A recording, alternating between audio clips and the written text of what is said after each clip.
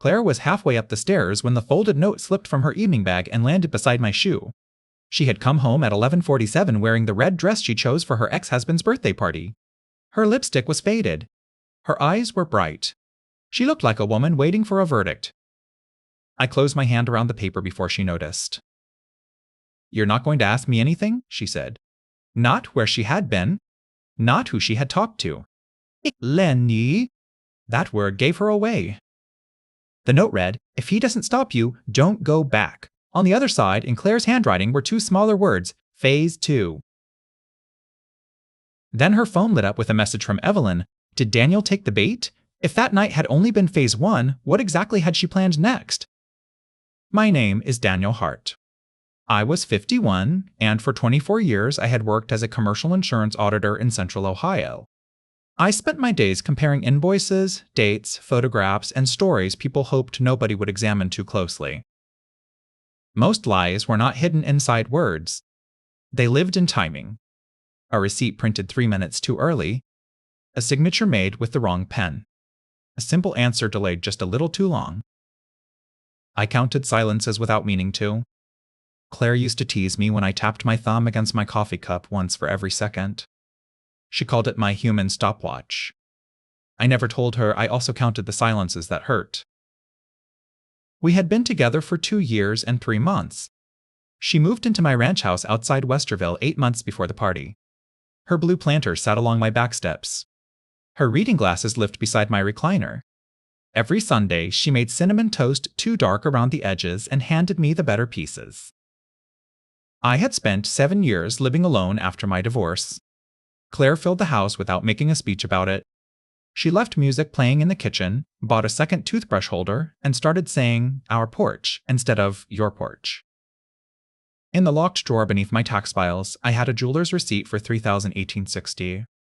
The ring itself was being resized. Claire did not know either one existed. Marcus Reed introduced us. He had been my closest friend for 22 years and owned a diner off Route 3 where the coffee could remove paint. He stood beside me when my marriage ended, and I co-signed the loan that kept his diner open during the pandemic. Claire came in one rainy Tuesday with a flat tire and a dead phone. Marcus called me because I lived nearby and kept an air compressor in my truck. By the time the tire was filled, she had laughed at my habit of checking the pressure twice. Her laugh sounded unpracticed. Honest. Her former husband, Ryan Cole, stayed in the background of our relationship like a framed picture nobody had taken down. Claire had been married to him for 17 years.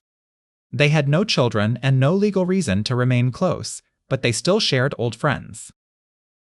Ryan was turning 50 on Saturday, and one of those friends was throwing him a party at a brick house in Dublin. Claire mentioned it on Thursday while rinsing 2 dinner plates. "Evelyn says everybody's going," she said. I dried a plate. "Do you want to go?" She kept her hands beneath the running water, though the plate was clean. "Might." "Then that's your decision." She turned off the faucet. Disappointment crossed her face so quickly another man might have missed it. "That's all you have to say?" I counted 4 seconds. "I trust you, Claire. I'm not going to order you around." Her mouth tightened as if trust had insulted her. Jealousy had entered our house before. A bartender complimented her hair, and she repeated it twice on the drive home. A man from her office sent a harmless birthday message, and she left her phone face up between us during dinner.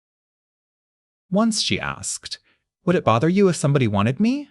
I told her wanting a person and earning their trust were different things. She stared out the passenger window the rest of the way home. I did not understand then that she was not asking about other men. She was asking what she was worth to me. Instead of asking plainly, she kept setting small fires and watching whether I ran for water. If this slow-burning story has pulled you in, please subscribe and give the video a like. Saturday arrived cold and clear. At 5,018, Claire stood in our bedroom wearing a dark red dress I had never seen. She changed her earrings 3 times and applied perfume twice. I sat on the bed lacing my boots while she watched me in the mirror. "Marcus asked if you wanted to watch the game at the diner," she said. "I might stop by." "So you'll be out?" I looked at her reflection. For a while. She picked up her silver bag. You really don't have anything else to say about tonight? I kissed her cheek. Drive carefully. She flinched as if I had closed a door in her face. At 6007, her taillights disappeared. At 6112, Marcus called and said, "You need to come down here." His voice did not sound urgent. Marcus never sounded urgent. That was why I listened. The diner was nearly empty. Marcus stood behind the counter with both hands flat on the steel, his coffee untouched. I took my usual stool. What happened? He glanced toward the kitchen before answering. 5 seconds. Evelyn called me this afternoon, he said. She asked me to keep you here until at least 10:30. I folded the paper sleeve from my straw in half. Why? She made it sound like Claire had some kind of surprise planned. And you agreed? Marcus rubbed his neck. I told her I wouldn't lie. She said it wasn't a lie. Just giving Claire time. Time for what? He looked down. That's the part she wouldn't tell me. Put yourself in my place. Would you have driven to that party, or stayed quiet and watched the plan unfold? Tell me below. I ordered black coffee and asked Marcus to show me the call. Evelyn had contacted him at 2041 p.m. Before that, she sent one message. Please don't tell Daniel. Claire needs to know if he'll fight for her. That was when I knew the party was not the event. It was the instrument. I photographed the message because people changed their words after consequences arrived. I had watched it happen across conference tables for 24 years. Paper remembered what people suddenly forgot. At 8036, Claire sent me a photograph from the party. She stood beside Evelyn near a fireplace. Ryan was visible behind them, one hand raised mid-conversation. Claire had angled the picture carefully enough to make sure I saw him. I replied, "Looks crowded. Be safe." The typing bubbles appeared, disappeared, appeared again. No message came. Marcus studied my face. You love her? Yes. Then why aren't you angry? I set my cup down. Because love is not ownership. And because she wants anger more than she wants an answer. At 9522, another photograph arrived. Claire held a champagne glass while Ryan leaned close enough to speak into her ear.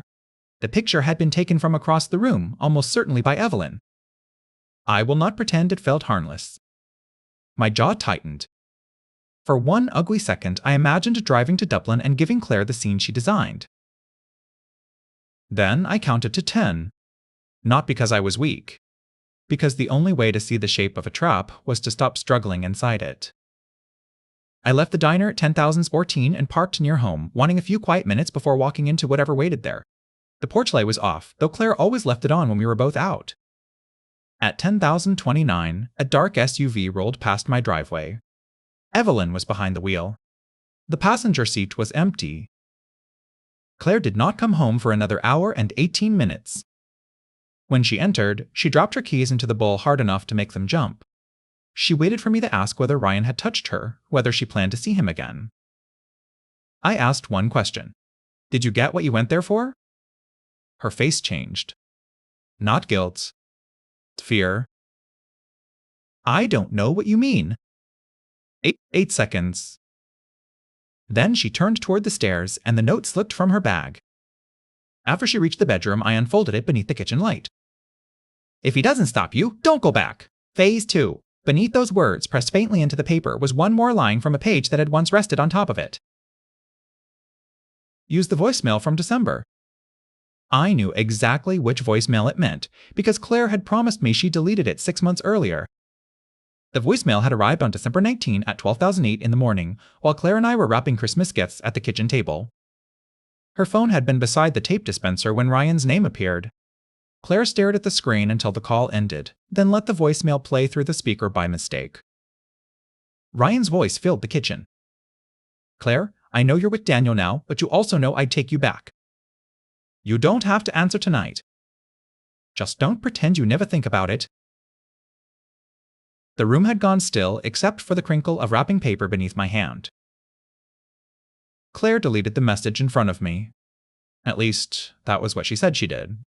She called Ryan's words inappropriate, blocked his number, and spent the next hour insisting there was nothing unfinished between them. I believed her because believing the woman you love is easier than admitting you may be decorating a house she has not fully chosen. Now, that same voicemail had become part of something called Phase 2. I photographed both sides of the note, slipped it into an envelope from my desk, and wrote the date and time across the front. It was an old habit from work. Never trust memory when paper can hold the weight instead. Upstairs, the bedroom floor creaked. I returned the envelope to my locked drawer and sat at the kitchen table. Claire came down wearing an old gray sweatshirt, her makeup removed except for a shadow beneath each eye. "Are you coming to bed?" I counted 3 seconds. "In a little while." She gripped the stair rail. "Daniel, are we really going to do this?" "Do what?" Pretend tonight meant nothing. Did it mean something? Her lips parted, but no answer came. 7 seconds. She looked toward her silver bag on the chair, and I knew she had remembered the note. "Lose something?" I asked. "No." She picked up the bag, checked inside it quickly, then carried it upstairs. That single motion told me more than an argument would have. She knew the note existed. She knew it mattered. And she was not ready to ask whether I had found it. I slept in the guest room. Not to punish her. I needed a door between us while I decided whether I was dealing with infidelity, manipulation, or a woman so afraid of being abandoned that she was willing to manufacture the proof. At 6,023 the next morning, I heard the kitchen drawers opening and closing. Claire stood beside the counter in yesterday's clothes, searching beneath grocery coupons and appliance manuals. Her coffee sat untouched. "Morning," I said. She jumped. I couldn't sleep. Neither could I. She looked at the guest room doorway. I noticed. "I poured black coffee? What are you looking for?" "An earring?" "In the junk drawer?" Her hand stopped. 4 seconds. "I was tired," she said. I drank my coffee without answering. Silence did something to Claire that accusation never could. It left her alone with the version of the story she had prepared. At 7,001, her phone buzzed on the counter. Evelyn's name appeared. Claire turned it face down. "You should answer." "Wait. She seemed important last night." Claire looked at me. "What is that supposed to mean?" "Whatever you think it means." Her shoulders dropped. For a moment, she did not look calculating. She looked tired enough to tell the truth. "I needed you to care." "I do care." "You don't act like it." I set my cup down carefully. What would caring have looked like? Telling me not to go? And if I had? Then I would have stayed. So the decision was never yours. She folded her arms. "You're twisting it." "No. I'm trying to understand the rules of a test I wasn't told I was taking." Her eyes filled, but she blinked the tears away before they fell. "Ryan used to fight for me." "Ryan also lied to you about gambling away $42,000 from your home equity line."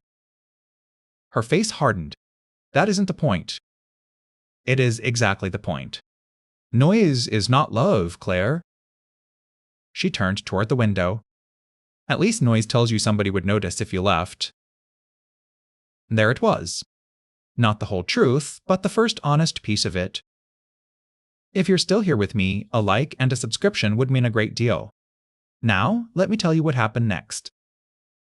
Claire left the house at 8,004 without telling me where she was going. At 8,016, Marcus called. "Evelyn just came into the diner," he said. "She asked whether you were angry." "What did you tell her?" "That you ordered coffee." Despite everything, I almost laughed. Marcus lowered his voice. "Daniel, she has Claire with her. They're sitting in the back booth, and they keep looking at the door. Is Ryan there?" "Not yet." That last word mattered. Marcus, put your phone in your shirt pocket and come refill their coffee. She hesitated. You want me to listen?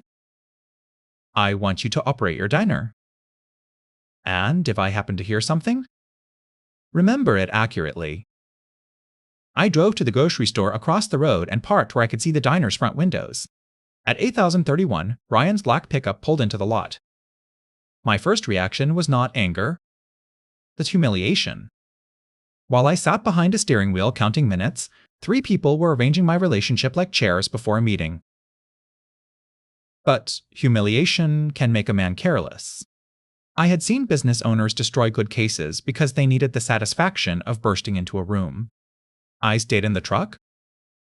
At 8046, Marcus texted one sentence. Ryan did not know about the note. I called him as soon as he entered the kitchen. How do you know? Evelyn asked whether Claire still had the instructions. Ryan said, What instructions? Then Claire told Evelyn to stop talking. Anything else? Marcus took a breath. Ryan asked why he was there. Claire said she needed him to repeat what he said in December. Did he? You know, he told her the December message was a mistake. I closed my eyes. That should have made me feel better. It did not. Marcus continued. Then Evelyn said, It doesn't matter whether he means it. Daniel only has to hear it. Phase 2 was not a conversation. It was evidence being manufactured. I took out the small notebook I kept in my glove compartment and wrote the time beside every sentence Marcus remembered. At 9002, Ryan walked out alone. He stood beside his truck for nearly a minute, rubbing both hands over his face. Then he called me. I answered on the 4th ring. Warning. Daniel, are you at home? No. We need to talk. About December? He stopped breathing for a second. She told you? Not exactly. Ryan's voice changed. Look, that voicemail was wrong. I had been drinking. My mother had just gone into assisted living, and I called the person who used to know how to calm me down. That does not excuse what I said. Why did you come to the diner? Claire told me you two had broken up. 5 seconds passed. We haven't, I said. Ryan swore under his breath. Then you need to know something. Last night wasn't the first time she asked me to help make you jealous. My hand tightened around the notebook. How many times? 3. Again. He described the bartender compliment, the birthday message from Claire's coworker, and the photograph from the party. The first 2 had felt accidental when they happened. They were not. Claire had been testing me for almost 7 months. A note that meant nothing to anyone but me. That was what I had believed when it fell beside my shoe. Now I understood it belonged to a much larger set of instructions. Why are you telling me this? I asked. Ryan looked through the diner window toward Claire's booth. Because I spent 17 years failing her, Daniel. I'm not going to help her ruin the first decent thing she found after me. Before I could answer, another call appeared on my screen. It was Claire. I let Ryan's call end and answered hers. Daniel, she said, I need to tell you something before you hear it from somebody else. I'm listening. Her breath shook. Ryan left me a voicemail last night. I looked across the road. Ryan was still standing beside his truck with his phone in his hand. Claire played a recording into the call. It was Ryan's voice saying, I never stopped wanting you back. But the sentence had been cut together from the December voicemail, and when the recording ended, I heard Evelyn whisper, That should finally make him fight. I replayed the final 2 seconds in my head while Claire waited for me to react. Evelyn's whisper had been faint, but years of listening to recorded statements had taught me to notice the sound people forgot to remove. When did Ryan send that? I asked. About 20 minutes ago. Across the road, Ryan was still beside his truck. His phone hung at his side. Send me the original file, I said. Claire paused. Why? Because you said I needed to hear it. I just played it for you. 6 seconds. Daniel, please don't turn this into an investigation. That sentence settled more than she realized. Innocent people asked to be believed. People hiding a process asked you not to examine it. Send the file, Claire. She ended the call. Less than a minute later, my phone received an audio attachment. The file was 21 seconds long. Claire had played only 7. I saved a copy before opening it. Then I connected my phone to the truck speakers and listened from the beginning. Ryan's voice said, "I never stopped wanting you back when we were married, Claire. I just stopped knowing how to be the man you needed." A click followed. Then the words, "I never stopped wanting you back," repeated by themselves. Evelyn whispered, "That should finally make him fight." Claire had cut the first sentence in half and turned regret into a proposal. She had not merely tried to make me jealous. She had built evidence designed to make me believe another man was waiting for her. The diner door opened. Claire stepped outside with Evelyn close behind her. Claire looked toward Ryan's truck, then scanned the parking lot. I lowered myself slightly in the driver's seat. Not because I feared being seen. I needed to understand what happened when they believed I was not watching. Claire walked to Ryan and held out her phone. He shook his head before she finished speaking. Even from across 4 lanes of traffic, I could see the embarrassment in the way he stepped backward. Evelyn moved between them. She pointed at Ryan, then at Claire, her movements sharp and impatient. Ryan said something I could not hear and climbed into his truck. He drove away without looking back. Evelyn turned on Claire the moment he left. Claire's chin dropped. Evelyn leaned close and spoke for almost a full minute while Claire stood perfectly still. I counted 53 seconds. Whatever Evelyn said, it did not look like comfort. Claire returned to Evelyn's SUV. The 2 women remained there for another 11 minutes before pulling out of the lot. Marcus called as soon as they left. "They know Ryan told you something," he said. "How?" Claire asked whether he called you. Evelyn said it didn't matter because they still had the Christmas recording. They? Marcus went quiet. I counted 5 seconds. "Marcus," Evelyn said, "we still have everything else." That was the new loop opening beneath the old one. The note had mentioned Phase 2. The recording was only one item. Everything else meant the tests had been documented. Did she say where? No. But Claire told her, "I'm done with the folder." There was a folder. I thanked him and drove home by the long route. I did not want Claire arriving first and removing whatever remained. A car was not in the driveway when I pulled in. I entered through the garage and went directly to the bedroom. Claire kept personal papers in a walnut writing desk near the window. I had never opened it without permission. I stood there with my hand on the drawer and felt the line beneath my fingers. Love does not give a man the right to search every private corner of another person's life. But fabricated recordings and written instructions had changed the question. I was no longer looking for private thoughts. I was looking for a plan involving me. The first drawer held stationery, birthday cards, and a stack of photographs. The second held tax documents and the divorce settlement from Ryan. The third drawer was locked. I did not force it. I photographed the desk, closed every drawer, and returned downstairs. Hidden competence is not knowing how to break a lock. It is knowing when breaking one will cost you the truth. Claire arrived at 10,003. She came through the front door slowly, carrying 2 cups of coffee. "I brought yours black," she said. She placed it in front of me exactly where she always did on Sunday mornings. For 1 second, we looked like ourselves again. "Thank you," I said. She sat across from me. "Did Ryan call you?" "Yes." Her fingers tightened around the cardboard sleeve. "He lies when he feels guilty." "Was the recording edited?" Claire looked down at her coffee. 3 seconds. "Yes." The word barely reached me, but it landed harder than shouting would have. "Did Ryan send you the edited version?" "No." "Did Evelyn make it?" Claire's eyes moved toward the hallway as if she expected her friend to appear there and answer for her. I made it. I let the silence stay between us. Claire pressed both palms around the cup. I wasn't going to use it if you reacted last night.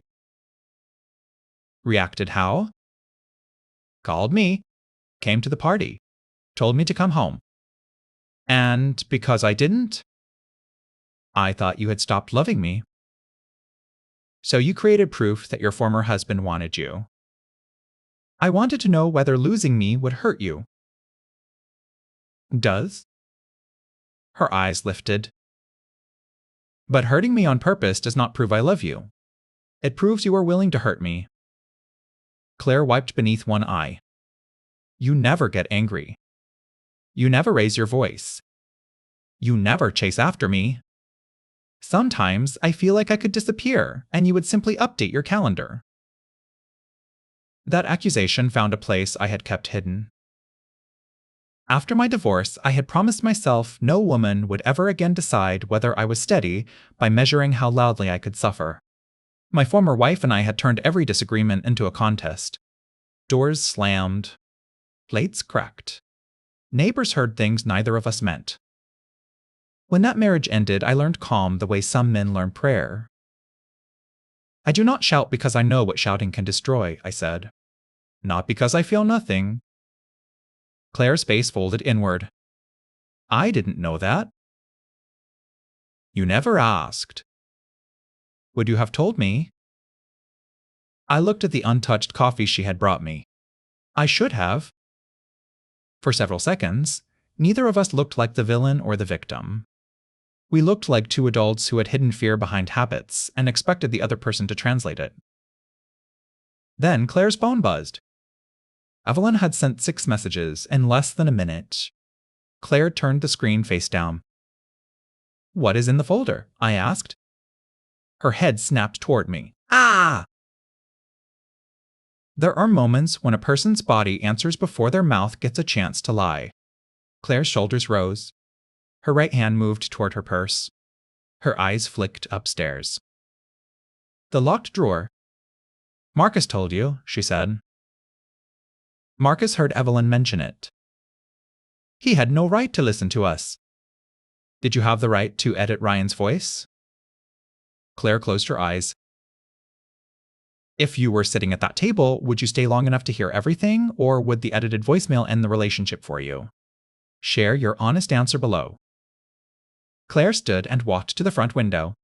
Outside, wind pushed dead leaves across the lawn in small circles. The folder started as a journal, she said. Evelyn told me to write down the moments when I felt you pulling away. What moments? When you didn't react to the bartender. When you said I could go to Ryan's party. When you forgot the anniversary of our first date. I did not forget. She turned. I booked the lake cabin for the following weekend because you were working that Friday. The confirmation is in my desk. Her face drained. You never told me. I wanted it to be a surprise. I thought you didn't remember. That was the cruel machinery of assumptions. I had hidden affection. She had hidden fear. Evelyn had filled the empty space between them with instructions. What else is in the folder? Claire's voice dropped. Screenshots. Notes. The messages Evelyn suggested I send. The dates she thought you failed the tests. How many tests? Claire did not answer. I counted to 8. 12, she said. 12 manufactured moments across 7 months. 12 times she had moved a piece on the board and watched whether I noticed. Bring me the folder. I can't. Why? Because Evelyn has it. That did not match what her eyes had done when I mentioned the folder. She had looked upstairs. Which part does she have? Claire's lips pressed together. 4 seconds. The copies. And the originals? My desk. I followed her upstairs, but stopped at the bedroom door. Claire crossed to the walnut desk and removed a small brass key from the lining of her purse. Her hands shook as she opens a third drawer. Inside were 3 labeled envelopes, a narrow black binder, and a pale green notebook secured with an elastic strap. Claire reached for the binder. "The notebook first," I said. "That part is private." "Then show me only the pages about me." She held the notebook against her chest. "Daniel, there are things in here that I wrote when I was upset. I am not asking whether they are flattering." She looked toward the ring drawer in my dresser without knowing what was inside it. "You may not love me after you read them." That decision should have been mine before the party. Claire sat on the edge of the bed and opened the notebook. Page after page contained dates, brief descriptions, and small boxes marked PASS or fail. Beside March 14, she had written, "Mention moving out. If he offers practical help instead of asking me to stay, mark fail." That night, Claire had told me she sometimes wondered whether she needed her own apartment. I had said I would help her compare leases because I thought she was asking for freedom without guilt. She had marked my kindness as failure. The next page carried Evelyn's handwriting instead of Claire's. Phase 3. Make him believe the relationship has already cost him something permanent. Beneath it was a list of 3 possible options. Cancel the cabin reservation. Return something meaningful. Create financial distance. The final option had been circled in red. Move the $18,000 before Monday. That money was not Claire's. It was the deposit for the lake house I had planned to buy for us, and Monday was the following morning. I stared at the red circle until the number stopped looking like money and started looking like a threat. The $18,000 sat in a joint savings account Claire and I had opened 4 months earlier. I had deposited $15,000 from the sale of my father's fishing boat. Claire had added $3,000 from a year-end bonus. The money was supposed to become earnest payment on a small lake house near Buckeye Lake. I had pictured 2 rocking chairs on the back deck. Claire had pictured a room with enough windows for her books. Now her notebook described the account as leverage. "Did you move it?" I asked. Claire shook her head. "Did you try?" She looked at the floor. 5 seconds. "Evelyn scheduled the transfer," she said. "It goes through tomorrow morning." "To where?" "An account in my name." "At your bank?" "No." "Whose bank?" Claire's fingers tightened around the notebook. "Evelyn helped me open it." That answer changed the room. Until then, Evelyn had been a reckless friend giving destructive advice. Helping open an account made her part of the machinery. I asked Claire to show me the transfer confirmation. She hesitated. I can cancel it." "Show me first." "Daniel," I said, "I can fix it." "Fixing it starts with letting me see what you did." Claire reached for her phone. The banking application showed a pending transfer scheduled for $8,000 Monday morning. The destination account ended in 4417. I wrote the number in my notebook. "Cancel it," I said. Her thumb hovered above the screen. Evelyn said moving the money would force us to talk honestly. "We are talking honestly now." She said you would finally admit whether the lake house was really for us or just another project you could manage. I looked at the woman I had planned to ask to marry me beside that lake. She had let someone convince her that preparation was proof of indifference. "Cancel the transfer, Claire." She pressed the button. A message appeared, Rext as omitted. Processing may take 1 business day. "That is not a cancellation," I said. "It usually stops immediately." "Usually" is not enough. I called the bank's fraud department from the bedroom. Claire sat beside me while I explained that a pending transfer had been initiated under questionable circumstances. I did not accuse her of theft. I stated the facts. Joint account. Pending transfer. Destination controlled by 1 account holder. Third party involved in the setup. The representative placed a temporary hold on outgoing transfers and told us both account holders would need to visit a branch Monday morning. When the call ended, Claire covered her face. You told them I might be stealing from you. I told them someone planned to move shared money as part of a relationship test. It sounds worse when you say it like that. It is worse when it is done. Her phone began ringing. Evelyn. Claire declined it. The phone rang again. I watched the screen until it stopped. Answer her next time, I said. Claire looked at me. Why? Because I want to hear what she thinks happens now. The phone rang a third time. Claire answered and placed it on speaker. Evelyn did not say hello. Why did the transfer get frozen? Claire looked at me. Daniel found the notebook. Silence came through the speaker. I counted 6 seconds. Evelyn's voice lowered. Why? Then tell him the money was your idea. Claire swallowed. It was not. Do not do this to me, Evelyn said. I have the messages. I leaned closer to the phone. So do I. Evelyn ended the call. Claire stared at the dark screen. She has never hung up on me before. Because you have never stopped following the plan before. The sentence hurt her. I saw it in the way she folded the notebook closed and held it in both hands, like something dirty. For the next hour, we went through every page. Test 4 had involved a man from Claire's office. Test 6 involved a dinner reservation she deliberately canceled to see whether I would accuse her of choosing work over me. Test 8 involved the suitcase she left open on the guest bed. Test 10 instructed her to tell Marcus that I was emotionally unavailable, knowing the message would eventually reach me. It had. Marcus mentioned it carefully 2 months earlier. I had asked Claire whether she felt alone. She laughed and told me Marcus misunderstood. I had offered her a conversation. She had marked it as another failure because I did not demand one. A note that meant nothing to anyone but me, I said. Claire looked at the folded paper beside the binder. What does that mean? It means I kept thinking there was one answer hidden in that note. There wasn't. It was a map of every time you chose a test instead of a question.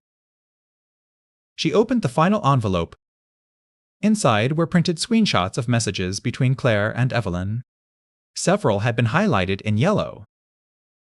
One message from Evelyn read, Daniel's calm is a performance.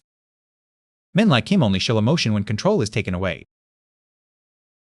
Claire had replied, what if he really is just steady? Evelyn answered, then make steadiness cost him something. That was phase 3. Real quick, if this story is keeping you with me, please subscribe and leave a like. It helps more than you know. We continued reading. At first, Claire's replies were uncertain. She questioned the tests. She said she felt guilty. She wrote that I had never insulted her, threatened her, or given her a reason to fear me. Evelyn answered each doubt with a story from Claire's marriage to Ryan. Every silence became abandonment. Every calm answer became emotional distance. Every boundary became rejection. Why did you trust her more than me? I asked. Claire looked toward the rain beginning against the window. Because she was there when Ryan left. That history mattered. Evelyn had slept on Claire's couch during the divorce. She had helped pack Ryan's clothes, attended every hearing, and sat beside Claire when the house was sold. Loyalty like that builds authority. Sometimes too much. But the messages revealed something darker beneath the loyalty. 7 months earlier, just before the first test, Evelyn had written, "You are disappearing into Daniel's life the same way I disappeared into mine." I asked Claire what that meant. Her husband left her for someone else 12 years ago, she said. She never dated seriously after that.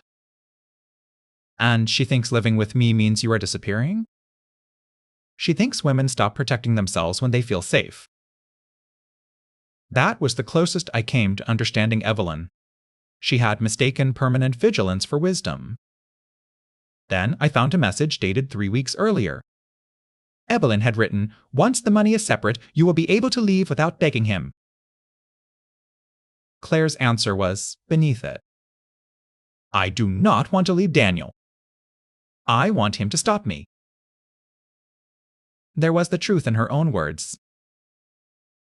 She had not wanted Ryan. She had not wanted freedom. She wanted a scene large enough to make her feel impossible to lose. "Why did you think you had to become someone I might lose before you could believe I loved you?" Claire's voice cracked. "Because when I was easy to love, Ryan still left." I had no clever answer for that. I sat beside her but did not take her hand. Comfort offered too quickly can become another way of avoiding consequences. "Ryan leaving was about Ryan," I said. "You turned it into a rule about yourself." "I know that now." "Or?" Claire looked toward the envelopes. I know I trusted fear because it sounded familiar. That was honest. It was not enough, but it was honest. At 1040 that afternoon, someone knocked on the front door. Evelyn stood on the porch holding a white document box. Rain darkened the shoulders of her coat. Claire rose. "Do not let her in." I stayed seated. Evelyn knocked again, harder. "She has the copies," Claire said. "Then she brought them for a reason."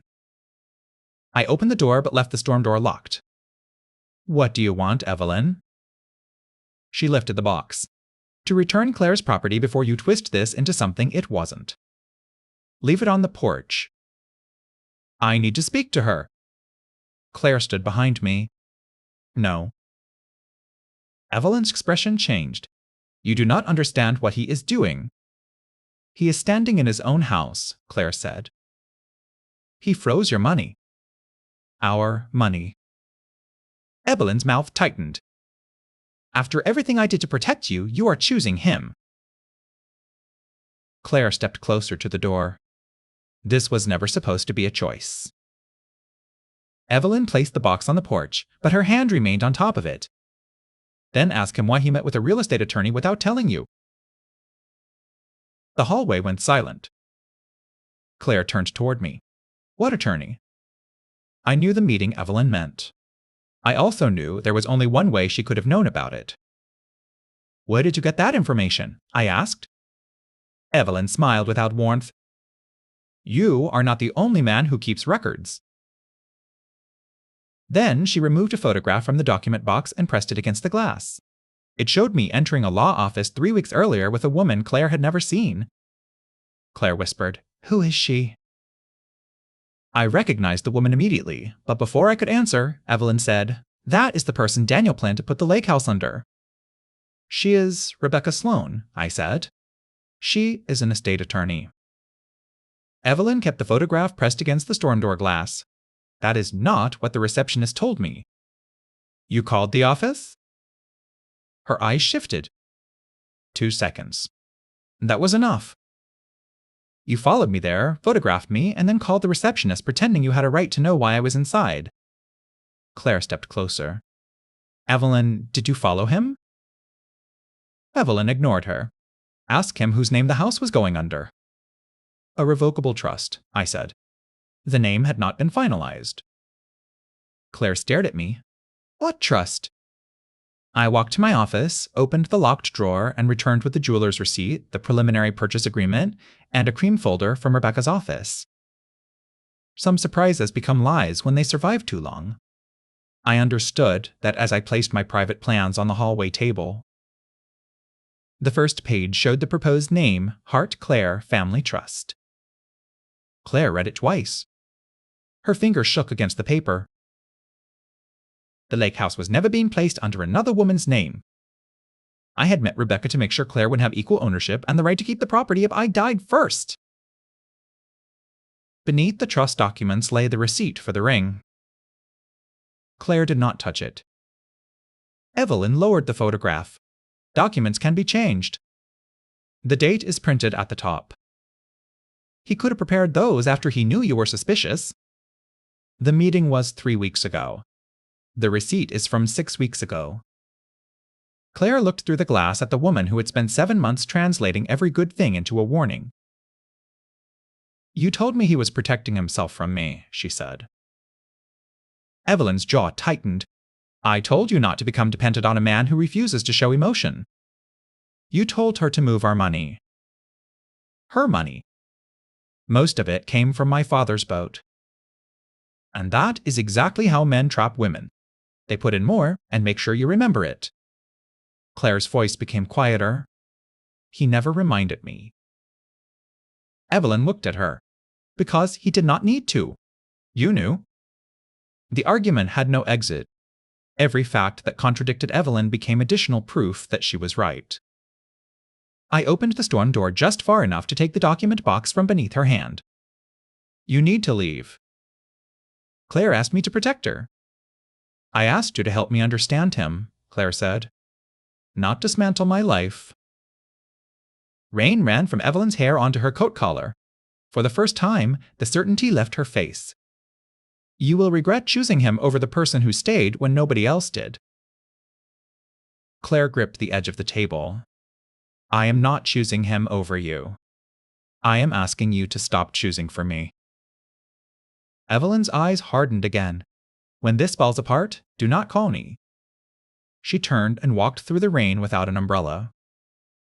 Claire watched the SUV disappear. She does not mean that. Maybe not. She has been my closest friend for 19 years. History explains trust. It does not excuse what someone does with it.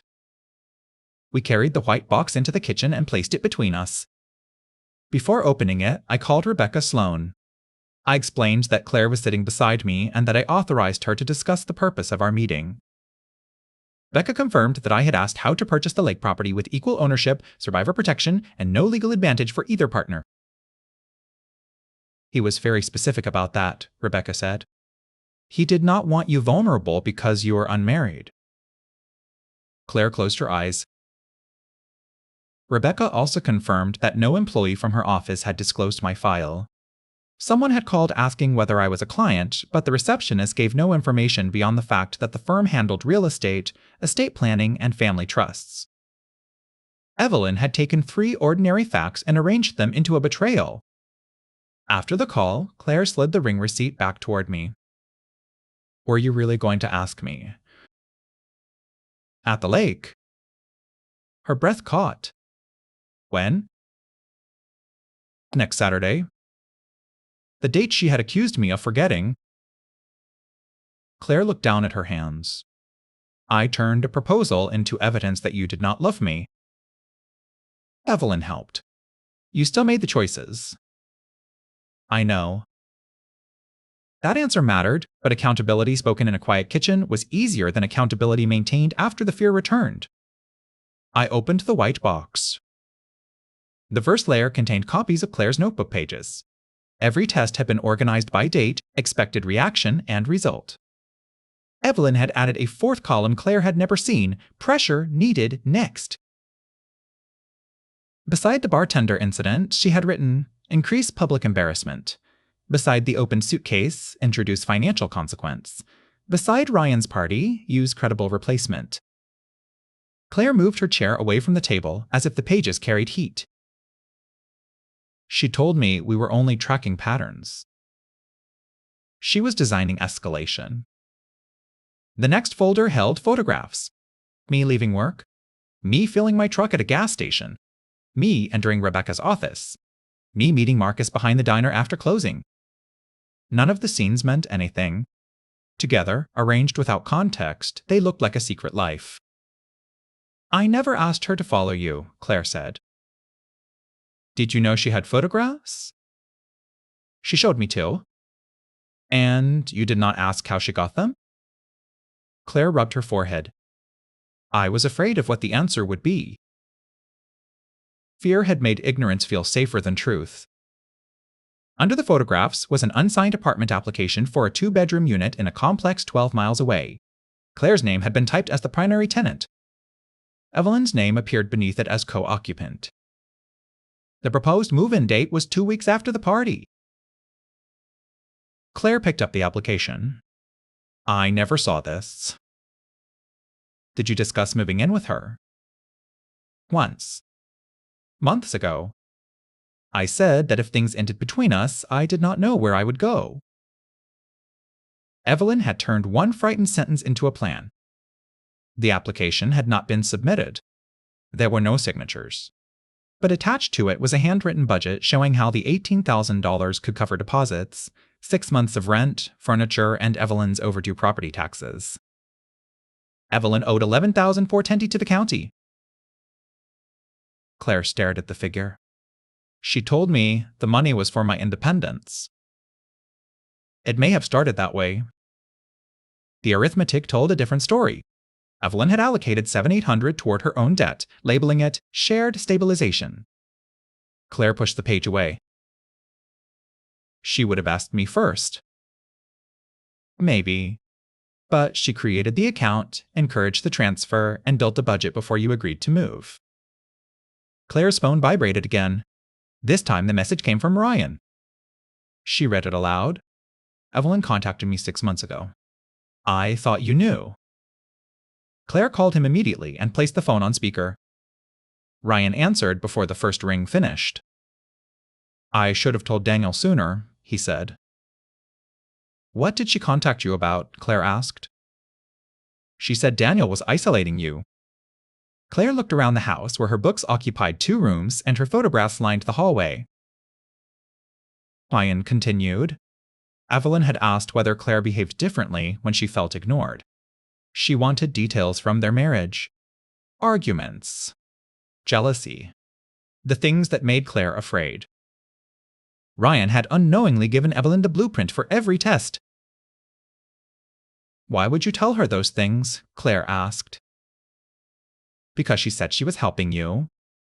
And because I still felt guilty. Guilt had made Ryan useful. Fear had made Claire cooperative. Loneliness had made Evelyn certain. Did she ever ask you to get Claire back? I asked. No, Ryan said. She asked me to act like I wanted to. Claire pressed a hand to her mouth. She said if Daniel cared, he would fight. If he did not, Claire needed to know before she wasted more years. When did she first say that? Ryan searched his memory. January. Maybe late December. The December voicemail had not inspired the plan. It had simply given Evelyn better material. After Ryan ended the call, Claire sat without moving. Before I go further, tell me this. Was Evelyn trying to protect Claire, control her, or rescue herself through someone else's relationship? And if you are enjoying the story, please subscribe and give it a like. It helps the channel keep bringing you stories like this. At the bottom of the box was a sealed envelope addressed to Marcus. Claire recognized Evelyn's handwriting. Why would she write to Marcus? I called him and asked him to come over. I did not open mail bearing another man's name. Marcus arrived 20 minutes later wearing his diner apron beneath a brown jacket. He examined the envelope, then looked at Claire. Do you know what this is? No. He opened it carefully. Inside was a typed statement claiming I had been controlling Claire's finances and monitoring her movements. A yellow note instructed Marcus to sign as a witness if I tried to stop Claire from leaving. Marcus lowered the page. She wanted me to testify against you. Did you ever agree to anything like this? No. Beneath the statement was a smaller envelope containing copies of the diner's loan documents. My name was highlighted where I had co-signed. A handwritten line beneath it read, "Remind Marcus what Daniel can take from him." Evelyn had planned to frighten my oldest friend into cooperation. Marcus sat down slowly. I told her about the loan. When? 2 months ago. She asked why I always defended you. I said you kept the diner alive. Information given in trust had become another lever. I returned to the white box and lifted the cardboard insert from the bottom. Something thin moved beneath it. There was one final sheet of cream paper, folded twice. It matched the note that had fallen from Claire's bag. I unfolded it. The same sentence appeared at the top. If he doesn't stop you, don't go back. But this version was older. The ink had faded brown and the fold lines had begun to tear. Beneath the sentence was a date from 12 years earlier. Claire leaned over my shoulder. That was the week Evelyn's husband left. At the bottom, someone had written a name. The note had not originally been written for Claire. It had been written to Evelyn by Evelyn herself. For several seconds, none of us spoke. The rain tapped against the kitchen windows while Claire held the old note beneath the light. The handwriting at the bottom matched the instructions throughout her notebook. The narrow capital letters, the hard pressure on every downstroke. Evelyn had copied a sentence from the worst week of her own life and handed it to Claire as though it were proven wisdom. Why would she write a note to herself? Claire asked. Marcus turned the paper over. Maybe nobody else was there to write it. 12 years earlier, Evelyn had packed 2 suitcases after discovering that her husband was seeing another woman. She told Claire she was leaving for one night to make him understand what losing her would feel like. He did not follow her. He did not call until the next afternoon. By then, Evelyn had turned one unanswered night into a permanent rule. If a man did not stop you from walking away, he had already chosen life without you. She used to say she left because she finally respected herself, Claire said. Maybe that is partly true, I replied. But this note suggests she was waiting for him to stop her. Claire traced the faded date with one finger. And when he didn't, she never went back. The sentence had not saved Evelyn. It had trapped her inside the moment she was not chased. I examined the paper beneath the kitchen lamp.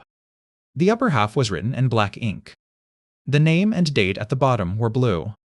The sentence had been written first. The explanation came later. Along the right edge, 4 small holes showed that the note had once been stapled to something else. Was there another page? I asked. Claire shook her head. Not in the box. Marcus searched the cardboard insert again. Nothing. I compared the old note with the one that had fallen from Claire's bag. Same paper size. Same fold. But Claire's version contained phase 2 on the reverse side. Evelyn had not merely reused the sentence. She had rebuilt her own failed marriage test and placed Claire inside it. Claire sat down hard. She wanted my life to prove that she had been right. Or she needed it to. That difference did not excuse Evelyn, but it made her human. If Claire and I survived the same test that destroyed Evelyn's marriage, then Evelyn would have to face a possibility more painful than betrayal. Her husband may not have failed because he did not chase her. Their marriage may have already been broken by years of tests. Neither one of them knew how to pass. Claire's phone rang again. This time it was an unknown number. She answered cautiously. Hello. A woman asked for her by full name and identified herself as the leasing manager from the apartment complex on the unsigned application. Claire placed the call on speaker. We received your deposit, the woman said, but we still need your signature and proof of income before we can release the keys. The apartment application had been submitted after all. Claire stood so quickly that her chair struck the wall. I did not submit anything. The leasing manager became guarded. The online application came from the email address listed on your form. Claire gave her own address. No, the woman said. It came from an address beginning with Evelyn's first initial. Claire stared at the white document box. The manager confirmed that a $1,200 deposit had been paid by debit card. The card belonged to Evelyn. Who signed my name? Claire asked. The electronic signature matches the applicant name. Evelyn had typed Claire's name herself. I asked the manager to freeze the application, preserve the records, and email Claire a copy. She agreed after Claire confirmed her identity. When the call ended, Claire whispered, "She was creating somewhere for me to go before I decided to leave." Marcus folded his arms.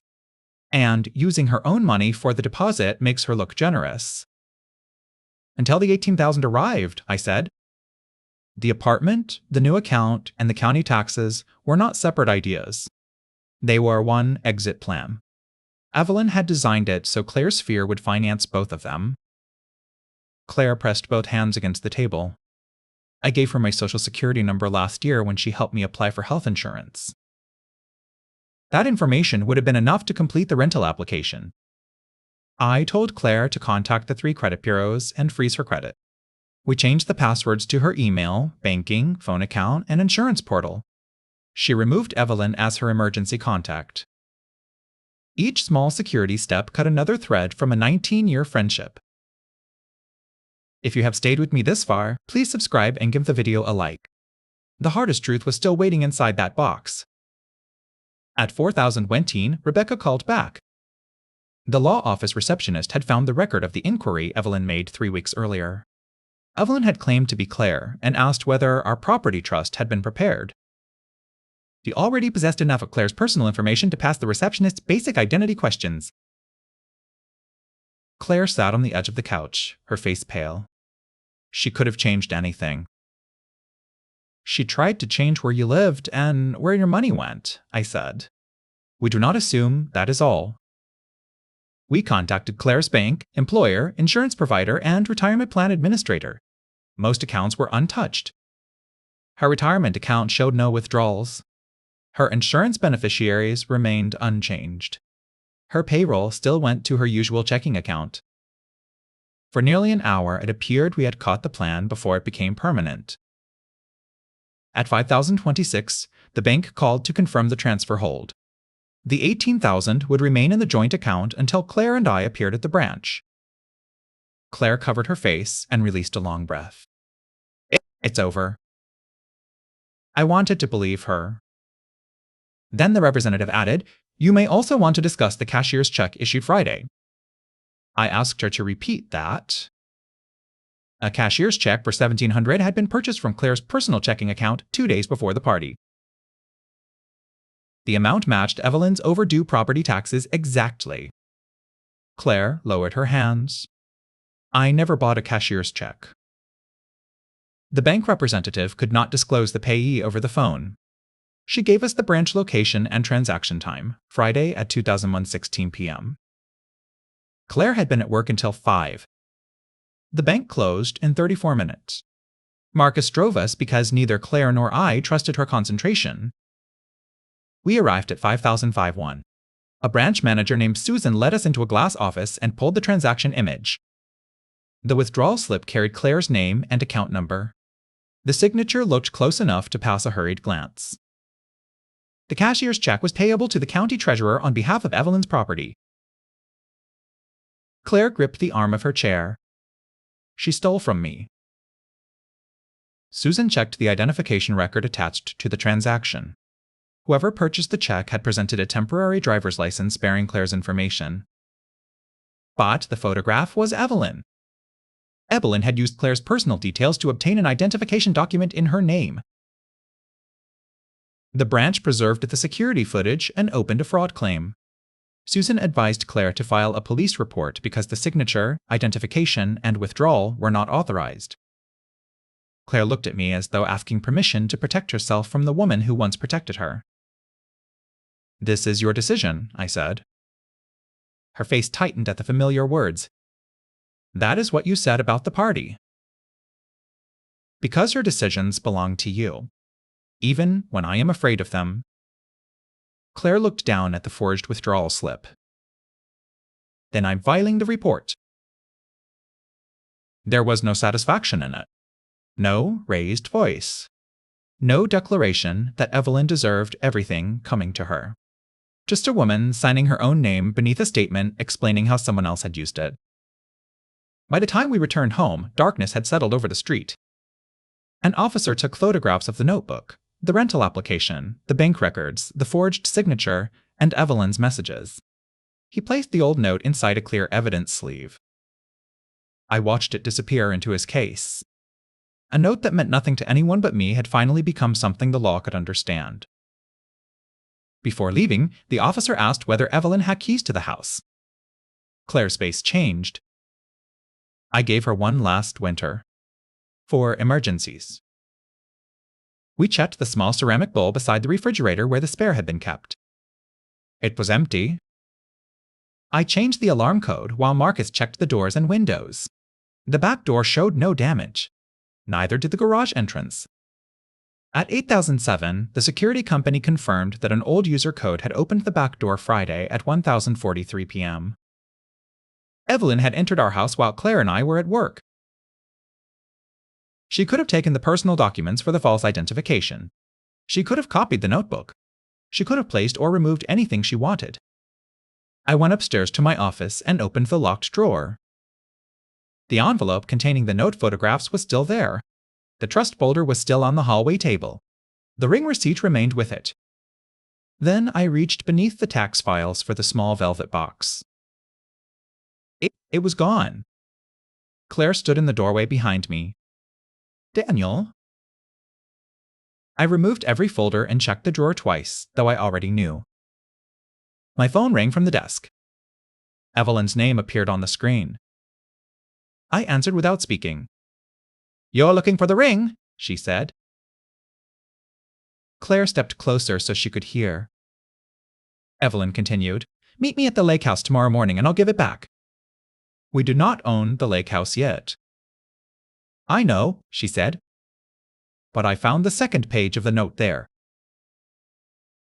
Then she told me what was written on it, and Claire's knees nearly gave out. "The second page says Claire turned Nathan away the night I left him," Evelyn said. "She knew he came looking for me." Claire caught the edge of my desk with both hands. I watched her face instead of answering Evelyn. There was no confusion there. Only recognition. "Is that true?" I asked. Claire lowered herself into the desk chair. "Part of it." Evelyn gave us directions to the lake property and demanded that we arrive at 9 the next morning. She said she would bring the ring and the missing page. Then she warned us not to involve the police. We involved them before the call ended. The officer who had taken Claire's report advised us not to enter the property alone. 2 plainclothes investigators agreed to wait nearby while Claire and I met Evelyn on the back deck. The lake house stood empty between bare trees, its windows reflecting a gray Monday sky. We had toured it twice. I had imagined Claire reading beside the fireplace and Marcus burning hamburgers on the deck. Now police cars waited beyond the tree line, and the woman I had planned to marry walked 10 feet ahead of me because neither of us knew what we were anymore. Evelyn stood near the water in a dark wool coat. The velvet ring box rested on the deck railing. Beside it lay a folded page inside a clear plastic sleeve. "Put the ring down and step away from it," I said. She laughed once. "You sound like an insurance investigator." "Today, that may be useful." Claire stopped several feet from her. "Why did you steal from me?" Evelyn looked at the lake. "I was creating an exit before he made you need one." "You forged my name." "Because you kept losing your nerve." "That wasn't your decision." Evelyn turned sharply. "You made it my decision every time you called me crying." "I called because I was afraid." "And I gave you a way out," Evelyn said. "The apartment, the account, the money." "You were supposed to leave after the party." Claire's voice thinned. "I never agreed to pay your taxes." Evelyn's expression flickered. We would have shared the apartment. Keeping my house out of foreclosure protected both of us. There it was in her own words. The protection had never been free. Evelyn pointed toward the ring box. "But none of that has to matter. Daniel can fix this right now." "How?" "Ask her to marry you." "Whoa!" Claire closed her eyes. "Do it here," Evelyn continued. "Who's the ring? Proof that I was wrong about you, and I will tell the police the bank withdrawal was a misunderstanding." She had built one final test and placed the engagement ring at its center. I looked at Claire. "Do you want me to ask you because she demanded it?" Claire shook her head. "No." "Do you want a proposal used to erase what happened?" "No." I picked up the velvet box and opened it. The ring was inside. Evelyn watched me as if the next 10 seconds would justify the last 12 years of her life. I closed the box and put it in my coat pocket. Love is not proven under threat, I said. And an engagement is not a ransom payment. Evelyn's face changed as the last test failed in the one way she had never imagined. Claire and I refused to play it. If you have followed this story all the way to the lake, please subscribe and leave a like. It helps these stories reach more people. I lifted the page from the railing and handed it to Claire. The top half contained Evelyn's instructions, written 12 years earlier. Claire, if Nathan comes the first time, tell him I already left. If he comes back, call me.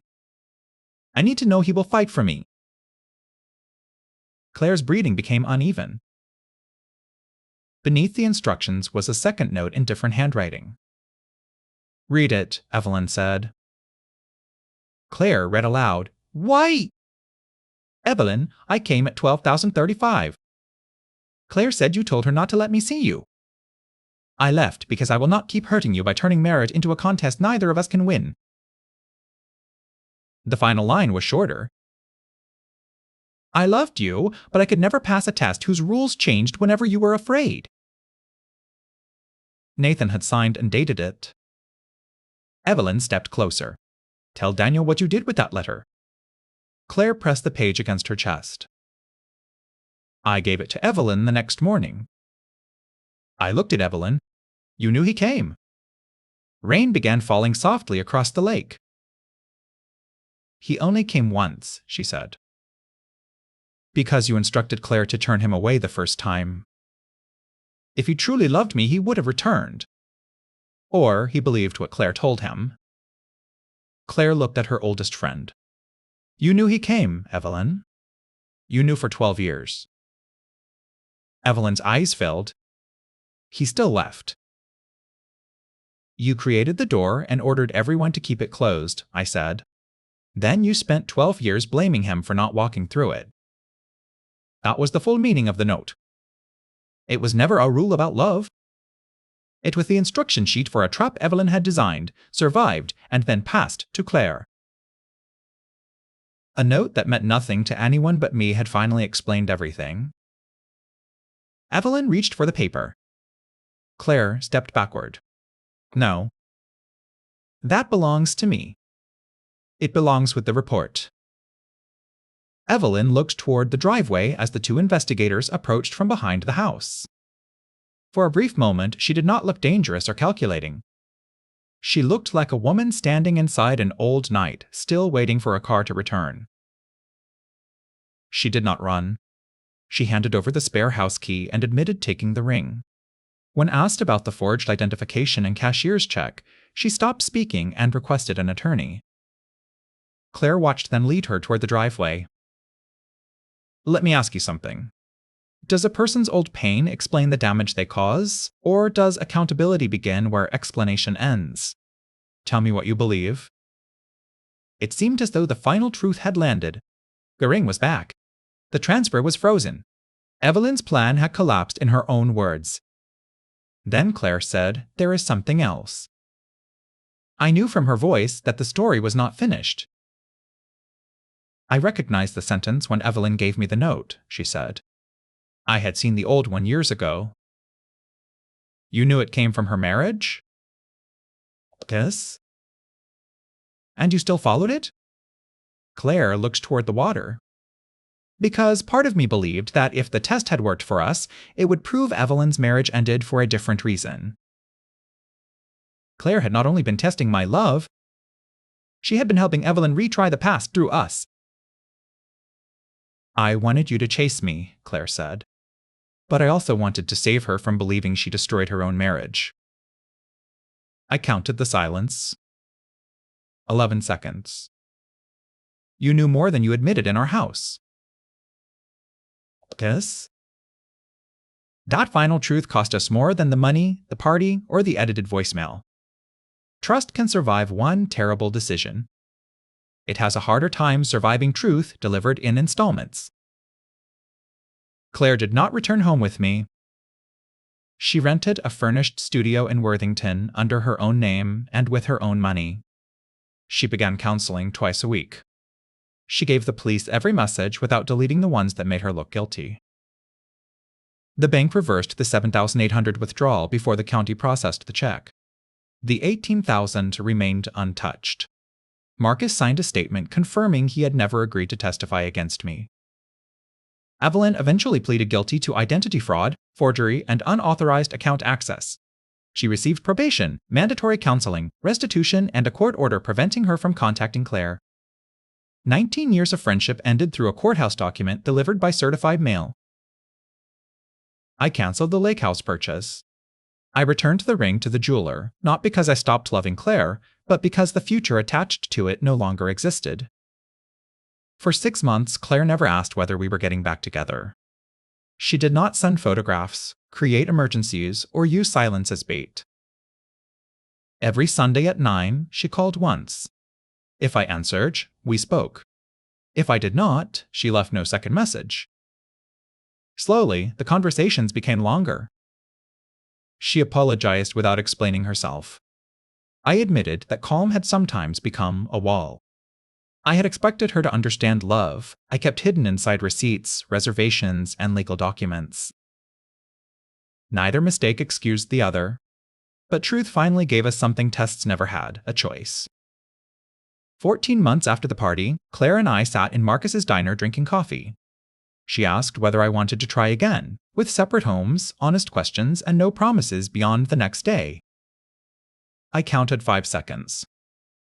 Then I said yes. We did not buy the lake house. We did not replace the ring. We started with Wednesday dinners, open calendars, and one rule written on a plain card above my kitchen sink. Ask the question you are afraid to test. A note that once meant nothing to anyone but me became the reason I finally understood this. Real love does not demand a chase through a trap. It leaves the door open and tells the truth.